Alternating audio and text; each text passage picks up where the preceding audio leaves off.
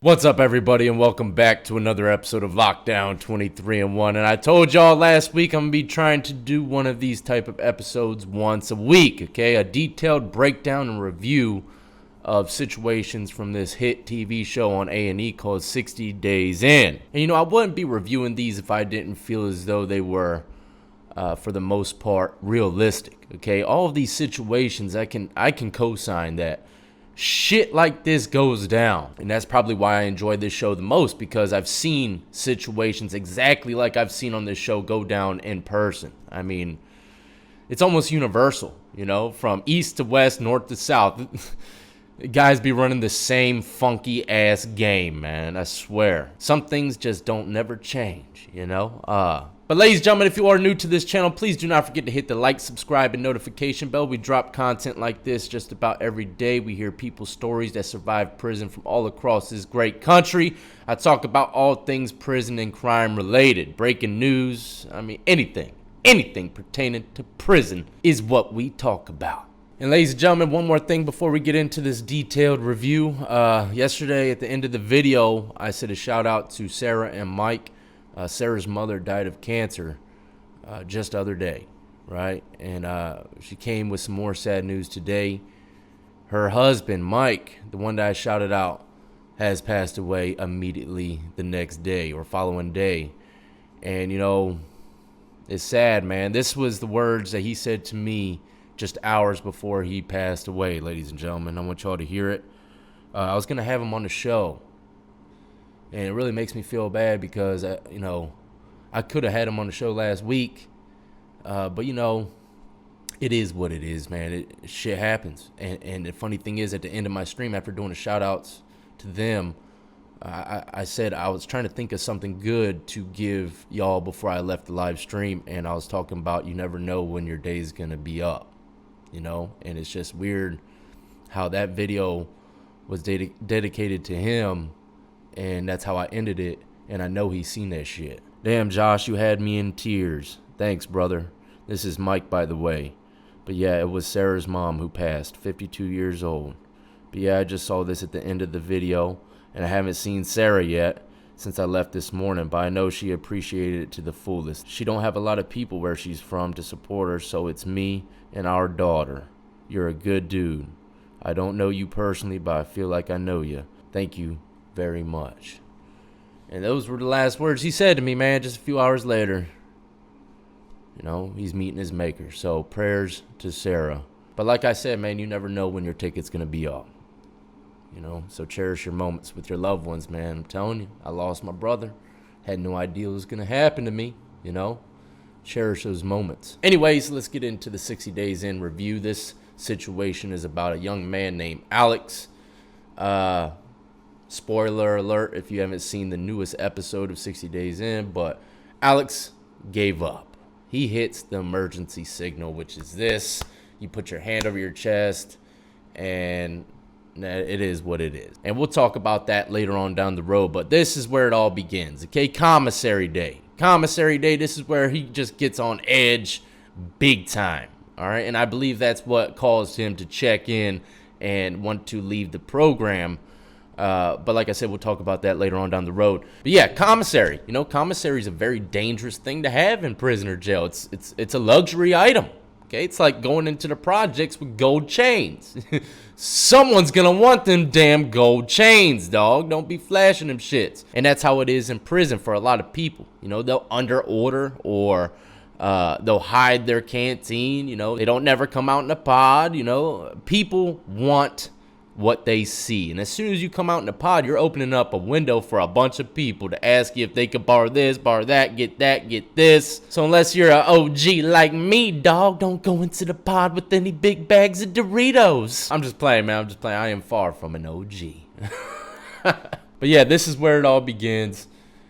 Let's ride out with it.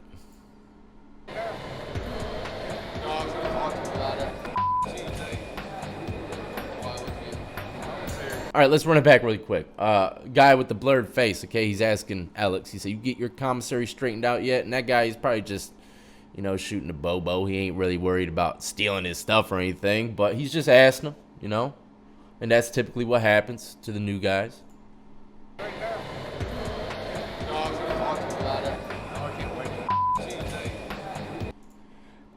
He said, I can't wait till Tuesday, you know, that, and you're going to hear that all the time, man, from them dudes that are just starving. You're like, man, damn, I can't wait till store day. I can't wait till store day. You're going to hear that all the time. You can hear it from them classy individuals, you know. Those guys are too good to say it, but they're waiting for it too. I knew I needed to have my order in by Sunday to be able to get it by Tuesday. This is a kiosk, ladies and gentlemen. What he's typing on is a kiosk, and a lot of newer jails have these where you can order your canteen, write letters to your family. Like, a lot of places don't even deal with paper letters no more. It's all email type of thing. And you order Commissary, write emails. You can get pictures, video visits. Usually they have another kiosk for video visits and stuff like that. But, I mean, look at it. There's no block. There's no shade. People are going to be staring at his screen from on top of the tier, below the tier. Let's just let it run, and you're going to see exactly what I mean. So I was definitely anxious to go ahead and get that started. I was really hungry. It was hard not to over order. It's not a good idea to order Commissary at Etowah County Detention Center. A couple of guys down sells for me. He got the beat out of him. Over 6 packs of ramen noodles. Oh, 6 packs of ramen noodles, ladies and gentlemen. Got his ass whooped. Them ramens. I ain't never heard. That's a country term. Them ramen noodles. Them ramens, dog. Them ramens. People lost their life over them damn ramens. It's about they hungry, dog. $75, $80 of the 120 that I got. $75 to $80 of the 120 that was sent to him. Okay, ladies and gentlemen, 75 to 80 in jail is like $300 to $400 on the streets. All right, you could last damn near 2 months if you know what you're doing with $75 to $80. You know, I know some people that would make $80 last 3 months, if not longer. You know, just buy a bunch of soups, but that's a lot of money for him to be ordering, a guy such as himself. And ladies and gentlemen, Alex, he lives with his parents, and he's pretty much doing this show just kind of show him that he could do things on his own, you know? Not the best way to do it, Alex. You shouldn't have ordered no damn Butterfingers, my friend. Every time I got Butterfingers in canteen, I would scream out, ain't nobody better lay a finger on my Butterfinger. Got. I'm about to be eating good. Don't go in. Oh, boom. Boom. What's going on here? That dude is not waiting in line. He is eyeballing the shit out of his screen. Look, this is the biggest thing that people need to worry about when making phone calls, ordering canteen. People are always watching. Okay, one of the most important things that I've told people in the past in my videos, some things you really got to keep private. Your money, how much money you get in. Never let people see your receipts. You know, I used to get rid of my receipts because I didn't want nobody going through my shit. That was after someone went through my stuff before. Personal information, phone numbers, addresses, stuff like that. I've told a story in the past. I left out my cell, came back, and I left from prison. And then later on down the road, I found out one of my old cellies stole all my personal information, was writing all the girls I was writing and all that crazy shit. So you got to be careful with all this stuff. People are always watching. This guy, man, I don't know what the hell he's up to, but he is up on him like white on rice. See, me, I would have been like, hey, bro, I'll get you. You want next? And he'll be like, yeah, I got next. I'll be like, all right, I'll come get you, man. You mind not standing behind me, you know? And some people would just be too damn scared to say that shit. But look, if you say it respectfully, believe it or not, you know, people respect your wishes. Now, you might get that one stray cat every once in a while, but like, nah, dog, I ain't going nowhere. And then what are you going to do? Huh? What are you going to do? You're going to continue to press buttons? I strongly recommend if you ain't about fighting and stuff like that, you just leave and let him do the kiosk first, you know, and then come back. But chances are, man, if you ask someone, hey, can you give me some privacy, dog? Can you get up off my back? If you say it the right way and respectfully, they'll leave, you know, or they'll walk back about 20 feet and then scope your shit from there. But there's going to be people on top of the tier looking. There's going to be people behind you. That's one main sign that they're trying to get you. There's always someone behind you. When nobody's at the kiosk, as soon as you go to the kiosk, 2 people want to get directly behind you. Hey, look, I would stop pressing those buttons immediately. you know. But that's how they get them. They're always hawking people's information. The telephones are the same way. Everything in there, kiosks, phones, all that shit costs money. So when you type in your information, someone will nab it. Just like a credit card thief out here, you know, skimmers at the gas pumps, stuff like that. And these are just basic skimmers. He's skimming his information from over his shoulder.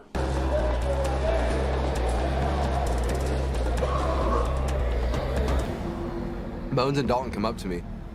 Bones is a tall, lean guy, about 6'4", you know, tattoos all over, you know, Aryan Brotherhood. Just so you know, you're probably gonna get robbed.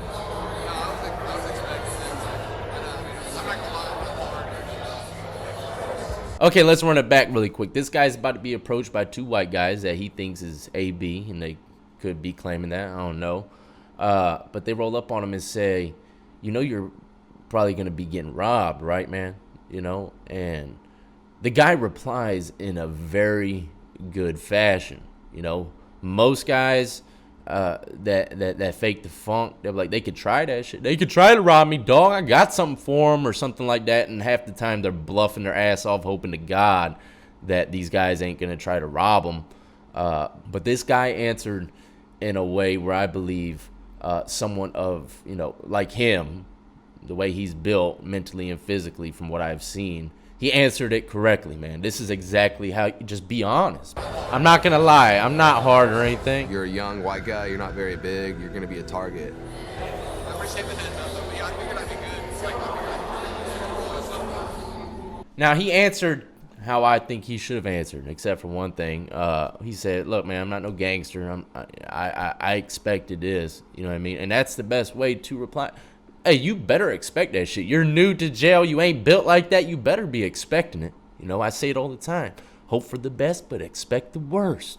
And I think he replied good. I do not like how he said, I thought I'd be all right since we have locked cells. Dog, them locked cells don't mean shit. They're going to open them sooner. You got to go in and out the cell, right? So, I mean, it ain't like it's going to be locked 24/7. But look, some pods actually do lock the cells behind them. Once they let you out of the cell, they don't allow you to go back in until a certain time. So they'll have gate breaks or door breaks. I was in a prison like that.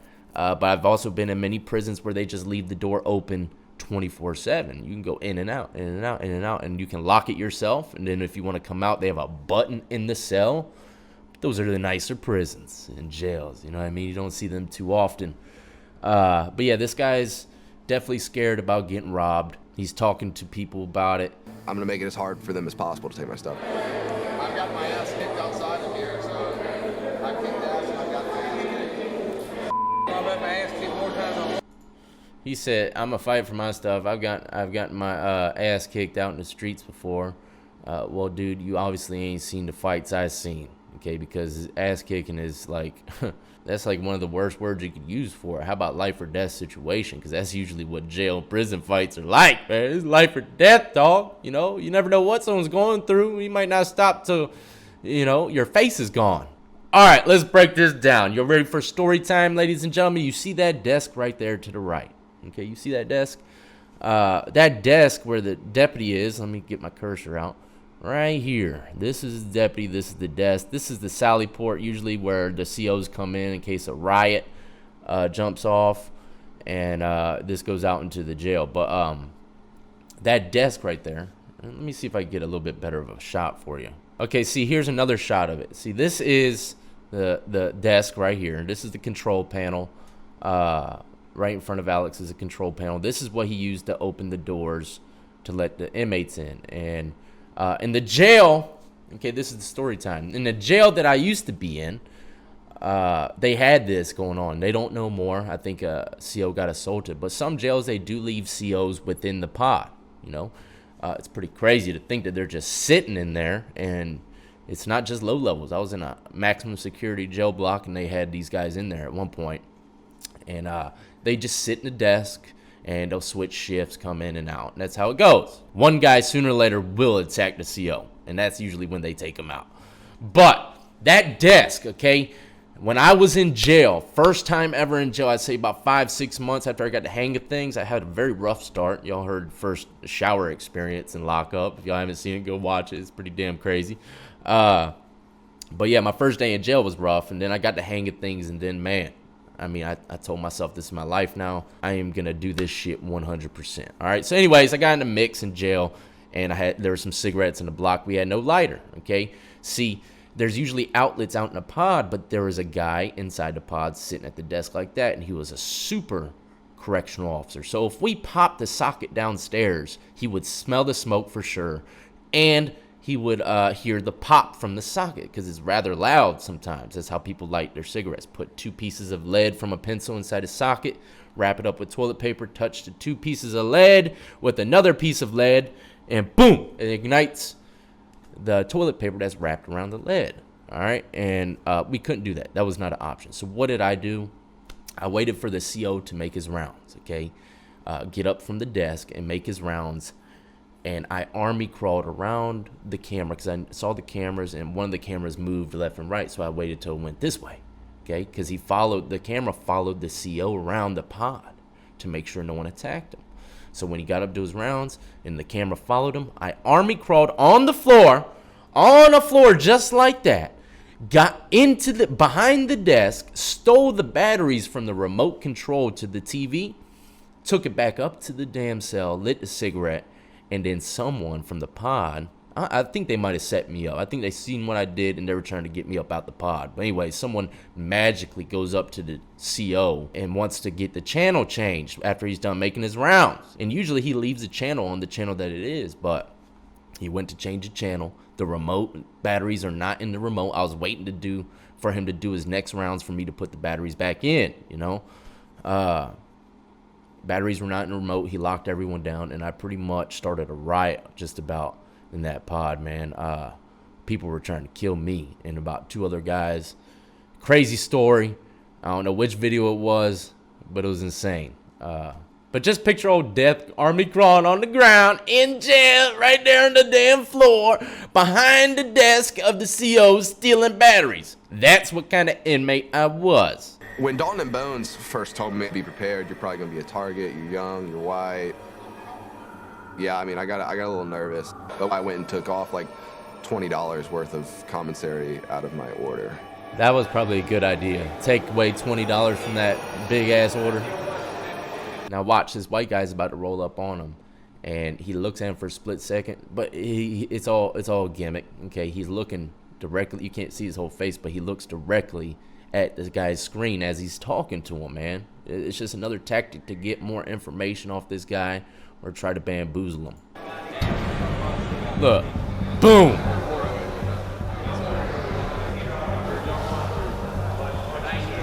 Yeah, people told me, yeah. You're a young white dude. You better watch yourself. And the whole time he's looking at the screen. He's not even looking at him when he's talking, but for a split second, he's like, yeah, you're a young white dude, man. You got to watch yourself, you know.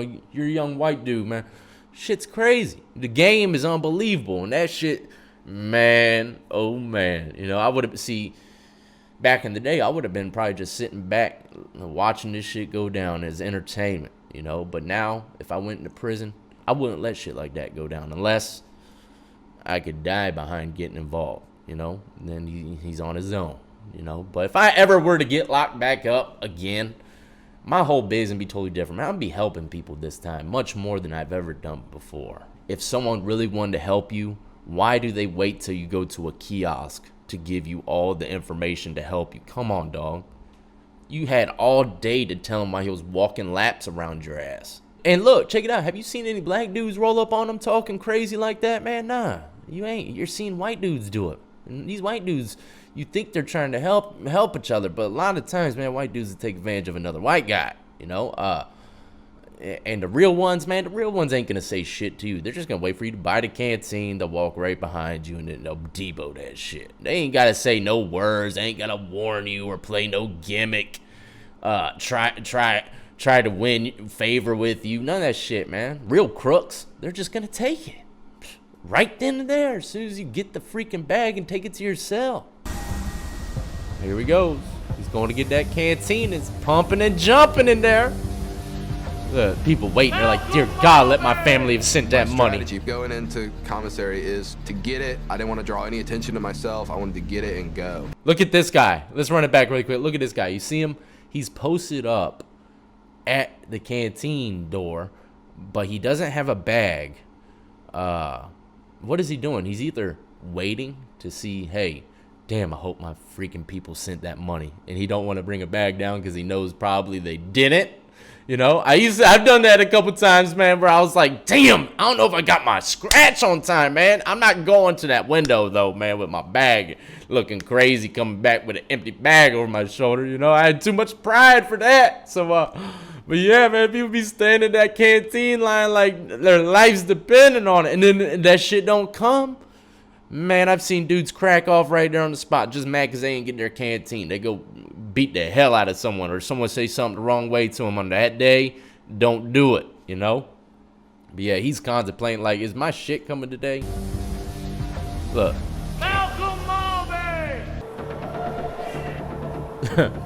And had the e-cig and a code. Oh no, ladies and gentlemen, don't you ever do it. Don't you ever go out in the pod, especially if you're someone built like Alex. Don't you ever go out in a pod with anything exotic like a damn e-cig, surrounded by fiends. That is the worst damn mistake you could possibly do. All right, if you get don't even go out into the pod with a big bag of shebangs or salsitas or something like that. Don't do it. Someone's gonna say, can I get a few? Now, if you're the giving type of individual, go right ahead, you know. But e-cigs, nobody would ask. I mean, I'm gonna go out in the pod with the e-cig. All this stuff I would go out in the pod with, you know. It just depends on what kind of individual you are, you know. But someone like Alex, you don't do that shit. You just don't, unless you're going to say what you need to say. No, you cannot hit my e-cig. No, you cannot have no chips. See, people are scared in jail. Okay, people like Alex, they're scared in jail to say no. Why are you scared to tell another guy, no, you can't have or share any of the stuff that's yours? Why are you scared to tell him no? People think that they will come back and retaliate, or, you know, I've done certain things in my time where I didn't want to do something, but I knew by doing so was going to open up windows and lead me in a different direction. So there are certain times where, you know, sharing is caring, but sharing is also plotting. Okay, because I've shared at the same time I was plotting the whole damn time. You know, sharing with the people I'm plotting on. But this dude, he shouldn't be sharing at all. He shouldn't be going out in a pod, especially with a damn e-cig. Boom! Seagull. And their fucking brother you asking for a hit. So they're not taking little puffs. Damn, that dude. You can hear this. It reminds me of just like feeling like I'm used. Like what hell kind of mic does A&E got? I could hear the sizzle on that damn thing. Rewind it. I'm not gonna rewind it, but y'all rewind it and put on some headphones. You can hear the sizzle on that e-cig, man. Shit, it sound like a grill. Damn, A&E got them mics, boy. I'll tell you what. Look, they just powwowing it up with his e-cig, man. Get your stuff together. Where am I about to go? 6. I didn't know anything about like moving. I was like, where am I going? He said 6, and I thought for a second I was about to like switch and go to a different like unit or something. He's like, oh, 406. Moving? He's switching. They're probably switching themselves because he's on the floor and next one up to get a bunk. So anytime someone on the bunk, let's say, you know, there's 3 people in a cell, someone on a bunk, usually the person on the floor takes the bunk. But if in another cell it opens up, then that person will move cells and take the bunk. And typically, you know, you can either ask the CO, hey, I like it here, can I stay in here? Or, you know, some COs say yes, and then most of the time they'll be like, no, you know, because the moves are made by classification, and classification sends a sheet up. See, the COs and the pods, they don't really do shit. They just open doors, hand out like razors and stuff like that, mail. I mean, they do a lot. Don't get me wrong. But when it comes to big things like moves and stuff like that, they don't have nothing really to say in it. You know what I mean? Classification does a lot of that stuff. The paper was probably sent up, you know, day before. The 406. Good luck, man. Why am I moving? I don't know. if that is not typically what happens, where they pick people to move randomly like that, then people will start thinking, even if, you know, your cellies and you are perfectly fine. I've done this before, and shit was pretty wild. When I first went into jail, I went into a cell, and there's this guy. I'll never forget him. I'll never forget this guy. His name was Big T or something like that. It was T something. But he was huge, man. Huge, man. He had these gold, like 2 gold teeth, and his teeth stuck out like that. Huge dude. And he would do pull-ups nonstop, and he was over 300 pounds. That just goes to show you, ladies and gentlemen, you see someone over 300 pounds doing pull-ups back to back to back, that fool is strong, okay? He is strong, okay? But this guy was strong as hell, but he snored. He snored like a damn earthquake, and it was like my second day in jail, second night, and I told the CO, man, I didn't know nothing about anything. I said, I got to get the hell out of here. I got to get out my cell. I can't sleep, you know? I can't do snoring. This guy snored so loud, man. So I was removed from the cell, but I could tell, man, people came up to me and said, hey, would you have problems with someone in your cell or something, man? People trying to get at you. That's what people will think. They'll think just because you're moving from one cell to another in the pod that you probably had problems or got kicked out the cell by your cellies, when that probably wasn't even the problem, you know? People start drama, okay? And shit like this could make you look weak or throw a lot of suspicion in the air, you know, especially in a jail with a bunch of cameras in it and they just magically moving them. But it could be routine, like I said, if they move you from the floor to a bunk when someone leaves a bunk. What happened to you, John? I have no clue, dude. They told me nothing. I swear to God, they told me nothing. Oh, shit! When I get in my 2 cellmates, I'm cellmates with, their names are Dalton and Bones. Wow. Like I said, I have not seen this part. So the guys that warned them, okay, either 2 things are happening. They're either really trying to protect a guy and put him in their cell, which, oh, death knows that ain't the case. But it's an option. They could really be doing that, helping them out. But chances are they just want the money in their cell. You know, they're going to eat off of this dude. They're going to hit his e-cigs. They made a move, a power move. Instead of robbing this fool, let's make this guy our bunkie. We'll take care of him right as rain. Now I see. It was not set up by classification so much. This was an inside job. Those guys, because look, they both have a bunk, so a bunk is not open. They got him moved in there for one reason only. Some damn food. You got a felony or a misdemeanor? Felony. What's your charge? Cocaine possession. Possession of cocaine, controlled substance. Yeah. I'm thinking so. You still got to be indicted. What do you mean you don't have a court date yet? And I'm talking Bones has like a pen and paper, is asking me questions. Who's your court appointed lawyer? They haven't told me. That's what I'm saying. You haven't been to a preliminary hearing? No. Those guys are eating him alive, man. Pure vets. Pure veteran convicts. Or the guy on the bottom bunk, he's definitely a vet. The guy on top, he's getting there. But guy on the bottom bunk, he knows something's up. He does.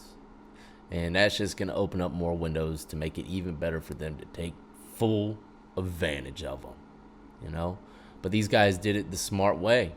Honestly, they really did. Instead of beating him up and taking his stuff and making a scene, chances they all go to the hole.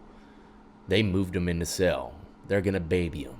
They're going to cultivate that crop. Well, there you have it, ladies and gentlemen. I hope you enjoyed this little detailed breakdown and review of 60 Days In. Like I said, I'll be bringing one of these your way a week. And this was Commissary Day. And there's other shows, other seasons where Commissary Day was hectic as shit and they got robbed. We're going to talk about other scenarios. And I'm also going to show you on the next one what happens to Alex. Okay, what happens to him is unfortunate, but it is what it is. It's jail. You know, hopefully someone got something from this episode. If you're out on bond and you're about to be facing some jail time, you got to recognize these red flags, man. You do not want to be a target. You do not want to put yourself in a situation where someone's going to want everything you got. But anyways, like I said, I hope you enjoyed. Please do not forget to hit the like, subscribe, and notification bell if you did. Go check out the links in the description of the video. Add me up on Twitch, Twitter, Instagram. Go buy yourself some Lockdown 23-in-1 merchandise off of Teespring. And as always, ladies and gentlemen, I salute to every last one who've been supporting me since the beginning and everybody who's just now joining the Lockdown compound. Y'all be easy, be safe, and stay free.